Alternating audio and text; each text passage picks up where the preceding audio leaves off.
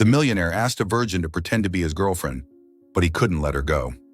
In a quiet corner of Eugene, Oregon, where rent always felt more expensive than your future, something unexpected was about to begin. Not with roses, not with a dramatic meet-cute at a coffee shop, but in aisle 9 of a discount grocery store, over a half-priced bag of rice. Emma Reyes didn't expect her life to change that day.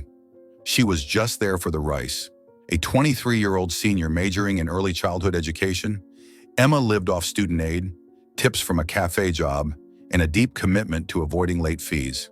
Her bank balance was down to $8, her electric bill was overdue, and her fridge was a barren wasteland.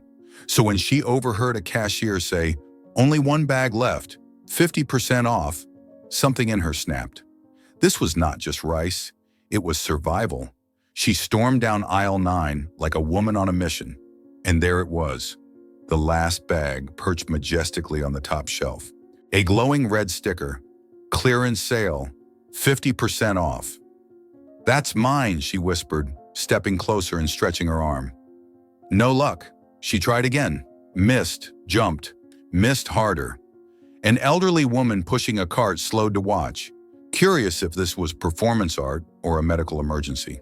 Then, just as Emma was about to make one last leap, a stranger's hand appeared and grabbed the bag right out from under her nose.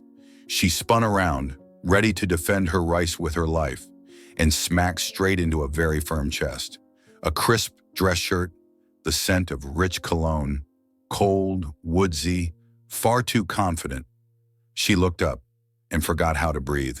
The man holding her rice was tall, movie star tall, tousled dark hair, ocean blue eyes, cheekbones that could slice through glass. He was holding the bag like it was no big deal. "Excuse me," Emma said, reaching out. "That rice is mine." He gave her a glance, from hoodie to battered jeans to duct-taped sneakers, then raised an eyebrow, amused. "I don't see your name on it." "I saw it first, and I picked it up first. I have $8 and moldy bread at home," she snapped. "I need that rice." He looked into her cart, eggs, instant noodles, a bottle of off-brand water. Something in his face shifted. "Look, Emma didn't wait. She launched upward, trying to snatch the rice, but he casually lifted the bag higher, and she ended up clinging to his arm like a determined koala. "What are you doing?" he asked, trying to balance. "Getting back what's mine." Then gravity struck again. They both tumbled, full body, full drama, onto the floor. Rice exploded like confetti. Emma landed right on top of him, faces inches apart. "Hi," he said, still smiling. Emma glared. "Please, don't smile. I'm covered in rice and shame." A grocery clerk showed up, armed with a broom and attitude. "You're paying for that," Emma groaned. "I'll cover it," the man said, already pulling out his wallet.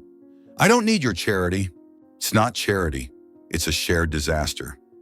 She eyed him carefully, then gave the smallest of nods. "Emma." He offered a smile that was too sincere to hate. "Liam." And just like that, beneath flickering lights, between spilled grains and sharp words, something quietly, hilariously real had begun. Emma had never believed a dress could change how she saw herself, until she found herself staring into the full-length mirror of a downtown boutique, struggling to recognize the reflection. The black dress fit just right, sleek and simple. The heels gave her an unfamiliar height, and her hair, softly curled, framed her face in a way she'd never seen before. Light makeup brought out her warm brown eyes, usually hidden behind glasses, and her lips wore a soft smile. What Kelly, her roommate, liked to call a Hollywood smile. Not too much, not too little, just enough to say, "I belong." And in that very moment of disbelief, a voice behind her pulled her right back to reality. "Wow, if I were my mother, I'd cancel all future matchmaking tonight." Liam stood in the doorway, sharp in his black suit, eyes holding a genuine kind of admiration, not the practice kind. Emma quickly turned around, brushing off the moment with a smirk. "You're 10 minutes late," she said flatly. "And you clearly used that time well," Liam replied, offering his hand. "Let's go. The rich don't like to wait." The limousine glided through the city as lights danced across its tinted windows. Emma sat quietly, one hand resting in her lap, the other gripping her clutch, unsure whether she was nervous or just out of her depth. Liam seemed to sense her unease and leaned slightly closer. "You okay?" She nodded, eyes still on the window. "I'm fine. Just never been in this world before. Galas, wealth, wines I can't pronounce." Liam smiled, calm and soft. "No one in there is actually comfortable. They're just better at pretending." Emma looked at him with a short laugh. "Then you must be the best at pretending." "And you," Liam replied without missing a beat, "are terrible at it. That's why I asked you." Their conversation faded just as the car stopped before the Grand Hotel entrance, where chandeliers glittered even through glass. The ballroom was a world of glass and gold, every detail rehearsed. Emma's heels hit the marble, and the weight of not belonging sank in instantly. Liam leaned in slightly and whispered, "We're here. Rule number 1, no one knows it's an act." Emma gave a slow nod. "Rule number 2, if anyone asks where I went to school more than 3 times, I'm walking out." Liam chuckled. "Deal." Meeting Liam's mother was like walking onto a stage with the spotlight already on her. Elegant, silver-haired, and impeccably poised, she exuded control with every word, every glance. She hugged Liam and then turned to Emma, smile crisp. "And you are?" "Emma Reyes," she said steadily. "Liam's girlfriend." A flicker passed through the woman's eyes, barely visible, quickly masked. "Lovely to meet you, Emma." Emma smiled politely, but her heartbeat quickened. It was one thing to pretend, another to feel so visibly scanned, and the whispers came quickly after. "She seems plain. Probably some small-town donor's daughter. Not Carter material." Emma heard it all. She thought she'd built up armor, but the words still cut. Liam noticed. Without a word, he gently took her elbow and led her to the balcony. The city breeze brushed her skin, cooler, quieter. Out here, the world felt slower. "You don't have to listen to that," Liam said quietly. Emma crossed her arms, eyes locked on the skyline. "I thought I was used to being underestimated. Guess I'm not." He stood beside her, looking out into the distance too. "They used to say I was just a hollow air. No matter what I did, the name came first." She turned to look at him, and for the first time saw something underneath the charm. Something tired, something real. "Maybe we're both the misfits of our world," she whispered. Liam let out a soft laugh. "Maybe, but around you, I feel real." For a moment, neither spoke. Then Emma smiled, a real one, soft and quiet. "That's the kindest thing I've heard all night." They stood side by side, hands nearly touching, neither of them reaching, because suddenly they weren't playing anymore. And somewhere between candlelight and orchestras, they'd found something rare, something real. After the dazzling gala, things were supposed to end. There was no reason to see each other again, no more roles, no more pretending, but neither of them said goodbye. And as naturally as breathing, they kept in touch. Not out of obligation, but because something unspoken still lingered between them. At first, it was just a few texts. Emma sent Liam a photo of a little girl who'd drawn a crayon portrait of Mr. Liam, and Liam replied with a photo of sunlight falling through her classroom window. Soon the messages turned into coffee dates. Coffee turned into strolls through the city, window shopping, laughing over street snacks, walking side by side like old friends. It didn't feel rushed, but it felt right. Some afternoons they cooked together in Emma's tiny kitchen. Liam, hopeless with knives, chopped carrots like he was playing Jenga, while Emma laughed herself into tears as he failed, again, to rinse rice properly. That little kitchen, once silent after long shifts, now hummed with warmth and quiet happiness. Their conversations flowed easily, from silly things like pasta sauce preferences to the little victories of Emma's classroom. Nothing dramatic, just real. One sunny day in the park, Emma quietly shared a dream she'd never voiced aloud. A dream to open a free learning space for children in low-income neighborhoods, where kids could feel safe and have a real shot at learning. "All I'd need is a small room, a few desks, and good lighting," she said, her eyes glowing. "Nothing fancy, just somewhere kids feel seen, somewhere they belong." Liam didn't speak right away. He just looked at her for a long time, then nodded. You'll make it happen. I believe that. It was the first time someone had believed in her dream as if it were fact. A few days later, Liam opened up about his own hidden truth, the pressure of being born into legacy, of carrying a name that meant everything to everyone but him. He spoke of expectations, of the fear of failing at a life he didn't even choose. People think I have it all, Liam said, but they don't know I often feel misplaced, like I'm living someone else's script. Emma didn't offer cliches. She just stayed beside him, silent and steady. And somehow that was exactly what he needed. The more time they spent together, the less room there was for pretending. The afternoon walks, the clumsy dinners in Emma's tiny kitchen, the late-night talks about everything and nothing, the lines between what was real and what was once a deal began to blur. Emma felt it clearly, in the gentle way Liam looked at her, in how he remembered the smallest things she said, in how he brushed her hair away so she could read comfortably. These weren't gestures of a man playing boyfriend. They were the quiet acts of someone who truly cared. One evening, they sat together on the balcony, each holding a cup of tea. The breeze was light, and the city below sparkled like a living map. Then out of nowhere, Gabriel spoke. No grand speeches, no theatrics. I don't think I'm pretending anymore, Emma. She froze for a moment. Her heart beat faster, but she stayed quiet. I know this started as a deal, he continued, but you changed that. When I'm with you, everything feels real and lighter. He turned to her.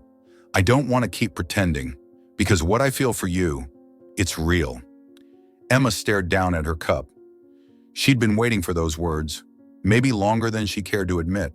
But instead of joy, her heart filled with something else. Fear. She was just a student, barely getting by. She worked late shifts to pay rent. She split instant noodles in half to stretch meals into the next day. And him? He never had to think twice about the price of anything in a grocery store. Gabriel, she whispered, her voice rough, you're kind to me, I know that. But I'm not sure. Not sure about what? He asked gently. I'm not sure I belong in your world, she said, eyes still fixed on her tea. I'm not sure this, whatever we're feeling, could last. Your life and mine, they're too different. Gabriel didn't answer right away. Instead, he reached over and held her hand, just tightly enough. I don't want you to step into my world, he said softly. I want to build a world we can both walk into, together. His words didn't erase her fears, but they planted a seed of belief that maybe, if love was real enough, it might just find a way to close any distance. Eventually, word of their growing closeness reached Sophia, Liam's mother. One afternoon, she invited Emma for tea. The conversation was polite, calm, and surprisingly open. Then Sophia offered her a position, project coordinator for the family's education foundation. You have passion, she said gently, experience, and clearly Liam trusts you. Emma was grateful, but declined, not out of fear, but because she didn't want to be seen as someone who was handed a role she didn't earn. I want every opportunity I have to come from my own merit, she said softly. Even if it's small. Sophia looked at her for a long moment, then smiled. Not in disapproval or condescension, but in recognition. A rare kind of respect, coming from a woman used to control. Emma knew the path she chose would not be easy, but it felt right, because what she and Liam were building couldn't begin with dependency. It had to be rooted in choice and truth.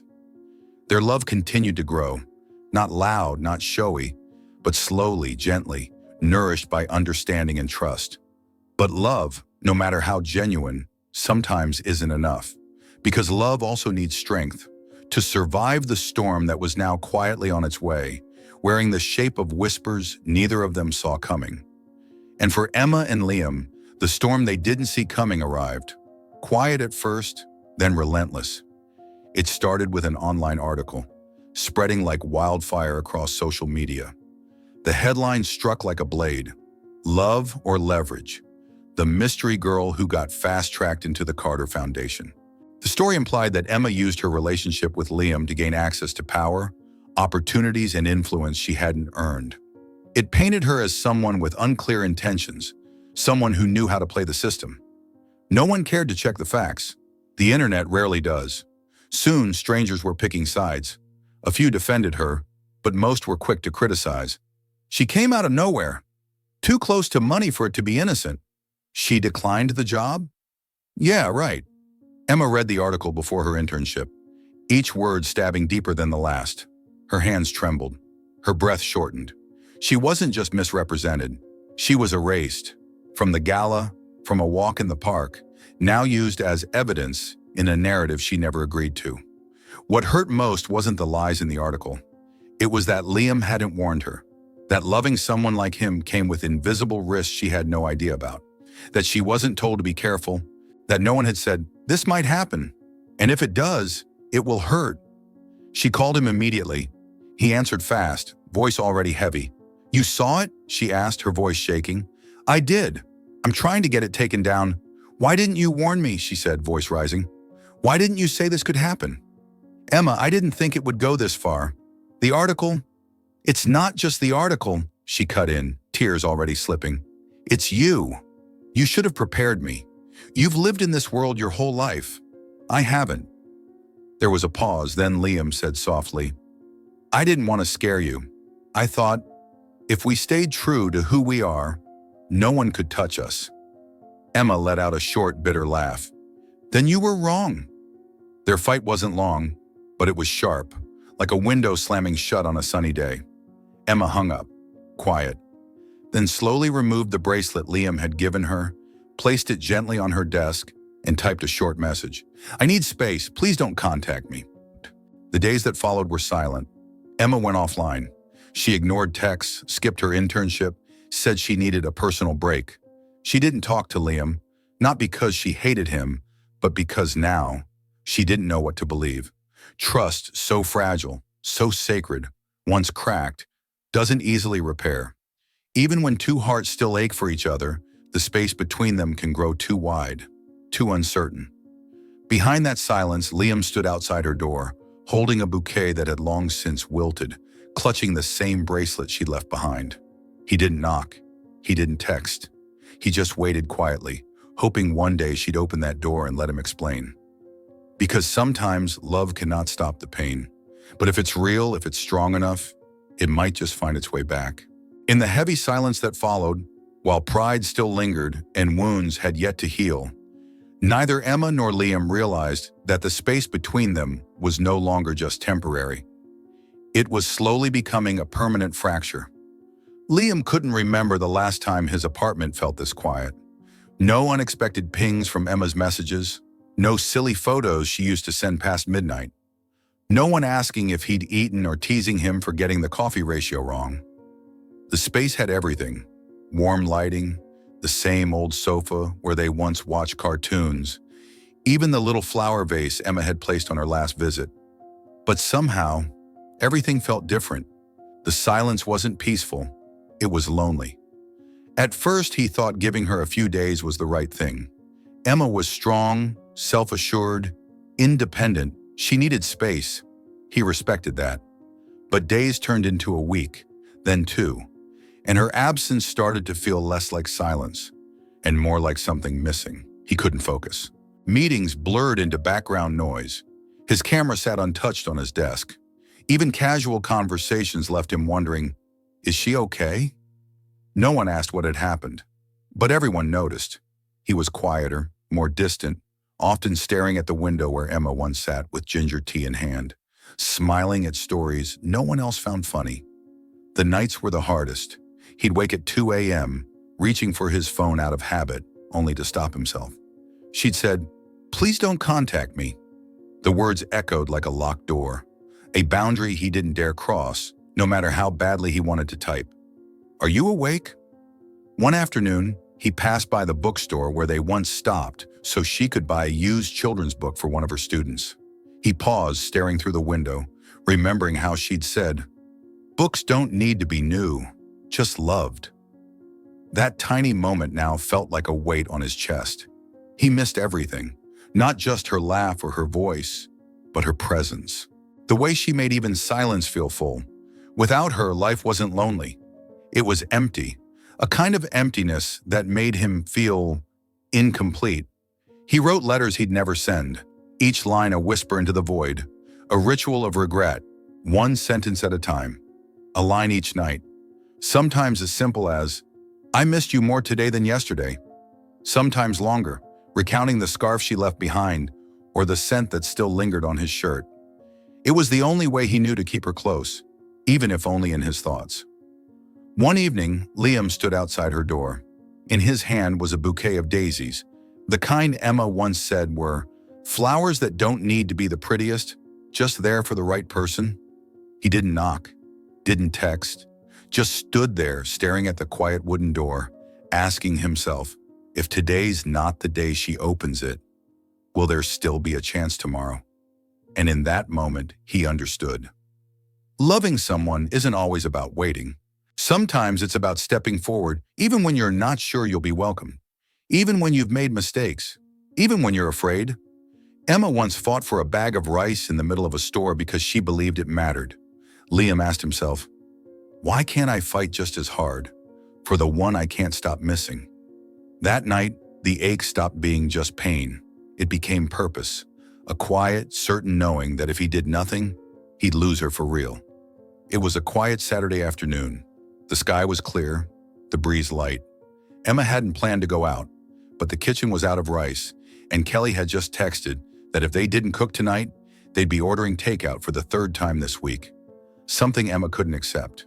So she threw on her coat, slipped on her shoes, and walked to the local supermarket, the same one she and Liam used to visit in the early days, when things were still easy, still untouched by misunderstanding or distance. She pushed her cart slowly, passing familiar aisles, citrus in the air, soft music from overhead, the usual cool white lighting.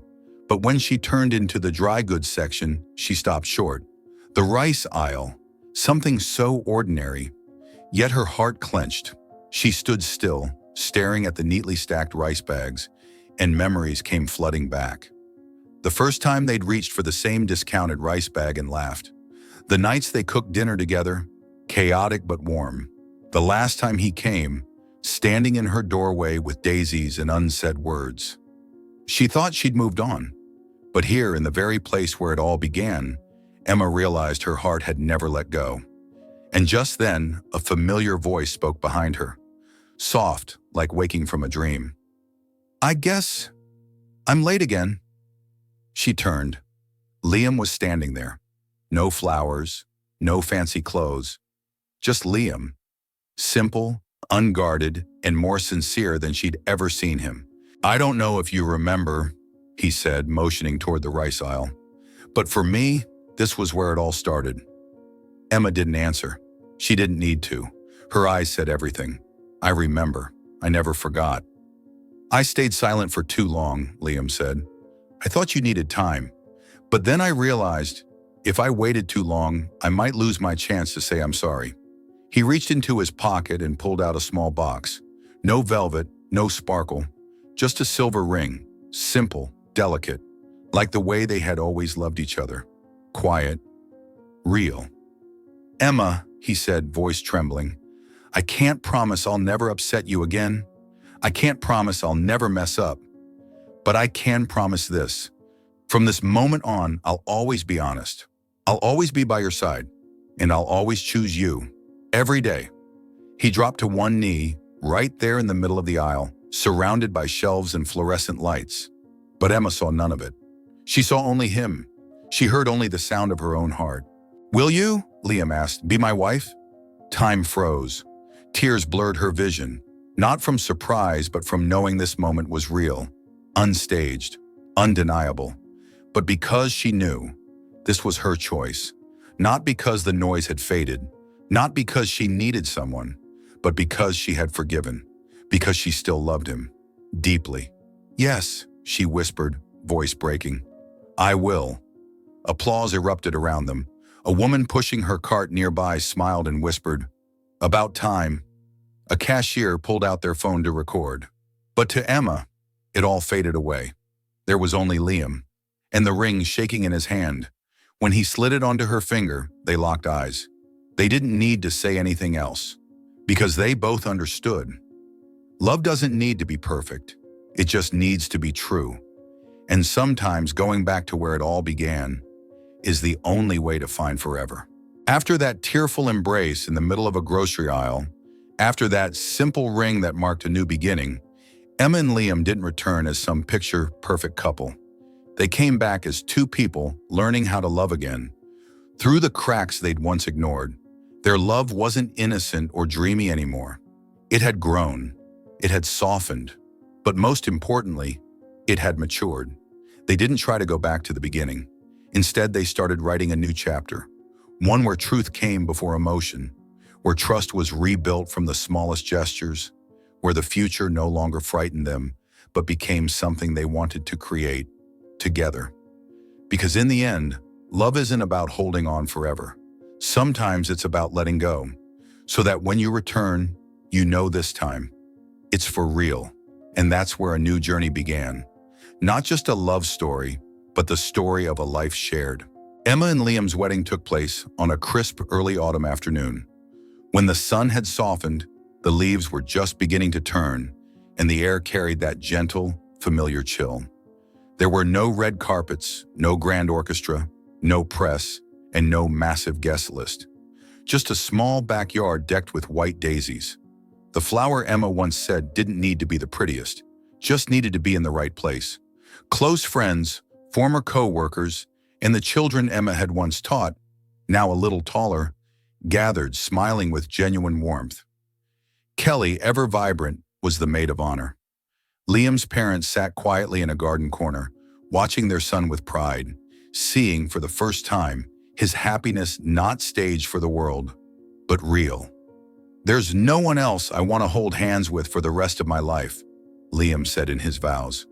"There's no place I'd rather return to than your arms," Emma replied, and everyone cried, laughed, then clapped as the two kissed beneath the soft, golden light of the afternoon. After the ceremony, Emma accepted an offer from Sophia, not because of their personal connection this time, but because of her own merit.